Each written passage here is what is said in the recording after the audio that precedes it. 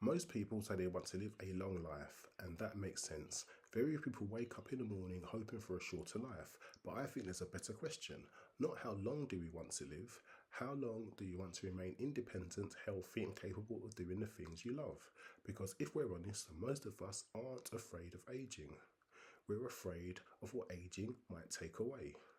The ability to walk where we want, the ability to drive, the ability to carry our shopping, the ability to climb stairs, the ability to travel, the ability to get out of a chair without assistance, the ability to live on our own terms. That's what many people are really worried about. Loss of independence. And if somebody had told me a few years ago that one of the most effective ways to protect that independence might be something as simple as regular walking, I probably wouldn't have thought much of it. But then I started looking at the research. What surprised me was how strongly researchers were linking physical activity with the ability to remain independent later in life. In this video, I want to explore whether walking can genuinely help us stay independent for longer, the ability to continue living life on our own terms. I'm Leon Figures, and I'd like to thank you for taking time to watch this video.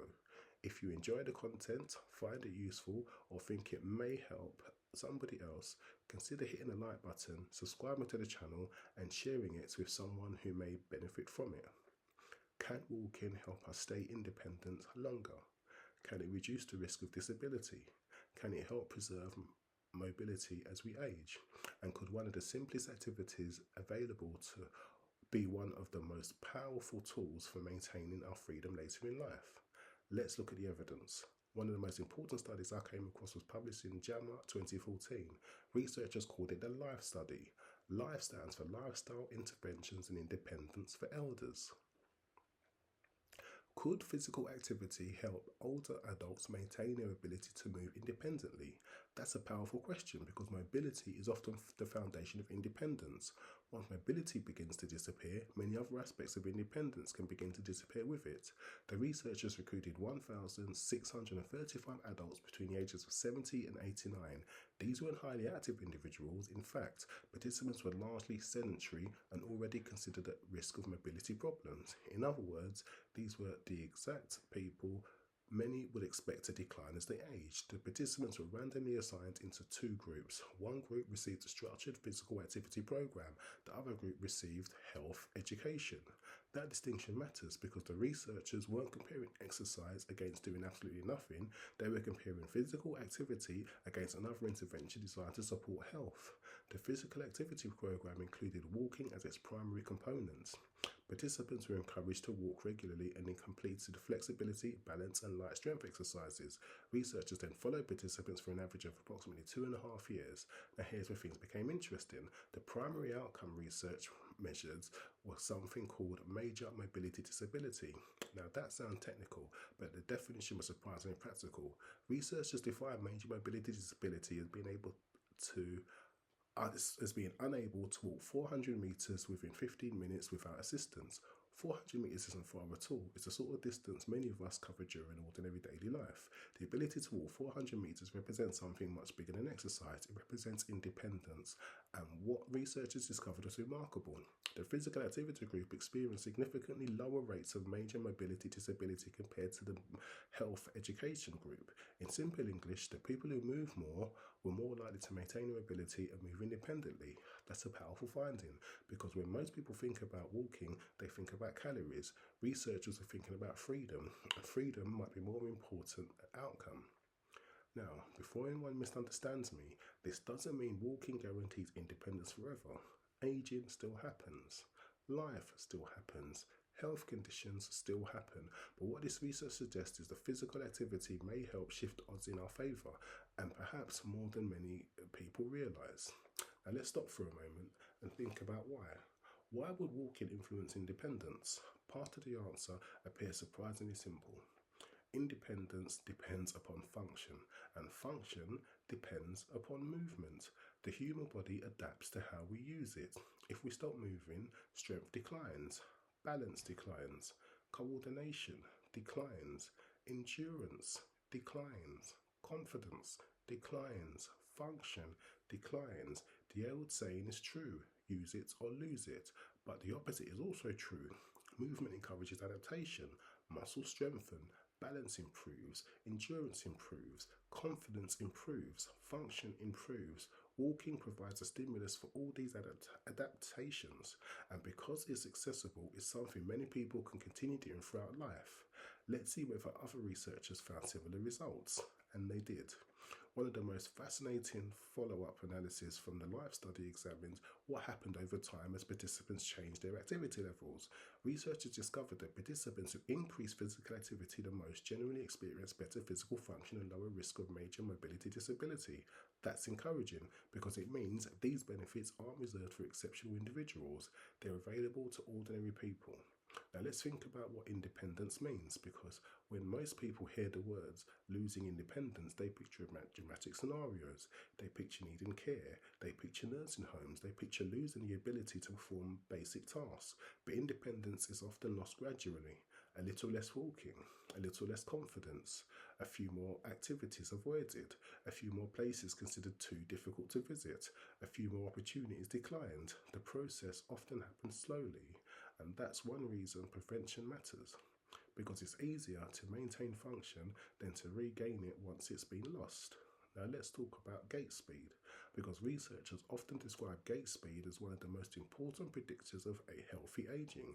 Gait speed is simply how quickly somebody walks. That may sound trivial, but it isn't. Researchers sometimes refer to gait speed as a vital sign, because slower walking speeds are often associated with increased risk of disability, hospitalization, or mortality. Think about that. How quickly somebody walks can reveal a remarkable amount about their overall health, and regular walking appears capable of helping preserve walking speed, because the body adapts to what it repeatedly does. Now let's discuss balance, because balance becomes increasingly important as we age. Falls are one of the leading causes of injuries among older adults, and once somebody experiences a serious fall, confidence often suffers. People become fearful, they move less, activities decline, strength declines, and another negative cycle begins. Walking appears capable of helping interrupt that process, not only through movement itself, but by helping maintain strength, coordination, and confidence, all of which contribute to stability. Now let's talk about confidence, because confidence is an overlooked component of independence. Many people are physically capable of doing more than they realize, but fear holds them back. Fear of falling, fear of pain, fear of embarrassment, fear of failure. Regular walking can help rebuild trust in the body. It provides repeated evidence that movement remains possible, and that matters because confidence often determines behavior. A while back, I changed my gyms. My old gym was about 10 minutes walk away. My new gym is about 30 minutes away. I used the walk there as my warm up and the walk home as my cool down. One day I was walking, casually talking on the phone to a friend, when I noticed somebody familiar stride past me. It was my dad. I called out to him. He turned around. What surprised me was the pace he was walking at. Now, I wasn't power walking. I was strolling and chatting on the phone. But even taking that into account, he must have been moving at a serious pace to have walked straight past me like that. We got talking. He told me he'd been getting 10,000 steps every day without fail for the previous 18 months. Every day, rain or shine. He said that when he first started, he used to try to work up a sweat, but these days he rarely can. I suggested that might be because his cardiovascular fitness had improved so much that the same walking simply didn't challenge him in the way it once did. What struck me most wasn't the conversation, it was how normal it had seemed to him. To me, he was walking at an impressive pace.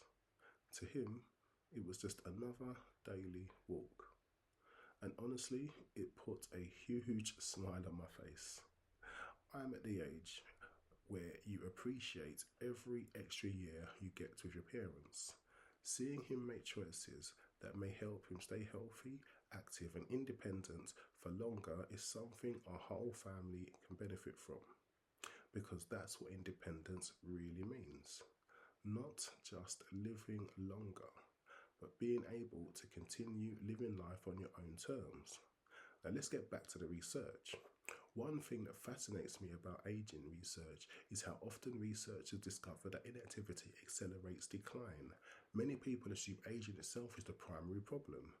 Aging certainly plays a role, but inactivity often magnifies the problem. Think about what happens when somebody spends weeks confined to bed. Strength disappears quickly, function declines quickly, the body adapts rapidly to inactivity. The opposite is also true. The body adapts to movement, and walking provides a simple, sustainable way to maintain that adaptation. Now, let's consider another important point. Walking doesn't just help preserve physical independence, it may help preserve social independence too. Think about how many social activities involve movement, meeting friends, visiting family, going shopping, travelling, attending events. Walking helps make those experiences possible, and social connection is strongly associated with health and well-being. In many ways, walking may support independence both directly and indirectly. Now let's zoom out even further, because throughout this series we've examined many different benefits of walking. Walking can help you live longer, improve cardiovascular health, support blood sugar control, assist with weight management, improve mental health, support healthier joints, improve sleep. And now we've discovered that walking may help preserve independence. What's fascinating is how interconnected all of these benefits are. Better cardiovascular health supports mobility, better blood sugar control supports energy, better mental health supports activity, healthier joy supports better movement, better sleep supports better decision making. Everything connects, and walking influences all of them.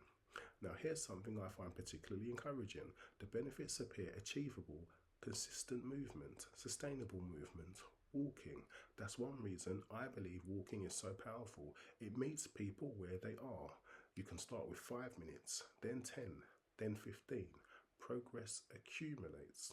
The body responds, and those benefits may continue accumulating for years. Now, let's bring everything together. The Life study found that structured physical activity programs centered around walking reduced the risk of major mobility disability in older adults. Researchers demonstrated that people who remained physically active were more likely to maintain their ability to walk independently. Follow-up analysis showed that greater increases in physical activity were associated with better physical function and lower risk of disability. Researchers continue finding strong relationships between mobility, walking speed, balance, and long-term independence. Different researchers, different analysis, different populations, yet all pointing to a remarkably similar direction. Walking appears to be doing far more than simply burning calories. Walking appears to be helping people preserve their freedom, and that may be one of the most important benefits of walking that many people never think about. And according to a growing body of scientific evidence, walking appears to help, not because it's extreme, but because it's sustainable. People can actually do it, and perhaps more importantly, they can keep doing it. That consistency may be exactly why it works. Can walking help us stay independent longer? The evidence suggests yes. Can walking help preserve mobility as we age? The evidence suggests yes. Can walking reduce the risk of losing the ability to move independently? The evidence suggests yes. Can something as simple as regular walking help preserve freedom, mobility, and quality of life? The evidence suggests yes. Walking is free. Walking is accessible. Walking is sustainable, and according to a growing body of scientific evidence, walking may be one of the simplest investments you can make in your future independence. Because the goal isn't simply living longer, the goal is being able to enjoy those extra years, to move, to explore, to participate, to remain independent, to continue living on your own terms. And walking appears to be one of the simplest ways to help make that happen. 8 videos ago, we started with a simple question. Could something as ordinary as walking genuinely improve our health? What we discovered is remarkable. Walking influences longevity, heart health, blood sugar, weight management, mental well-being, joint health, sleep, and now independence. Not because walking is magical, but because the human body was designed to move. This is the final episode in the walking series. Over the past 8 videos, we've explored what the research tells us about walking and longevity, heart health, blood sugar control, weight management, mental health, joint health, sleep, and independence. The message has been remarkably consistent. Walking is simple, walking is accessible, walking is sustainable, and walking works. You don't need perfection. You don't need expensive equipment, you don't need an elite fitness program, you simply need to move more than you currently do. Because every journey begins with a single step, and those steps may take you much further than you realize. You get one body, fuel it properly.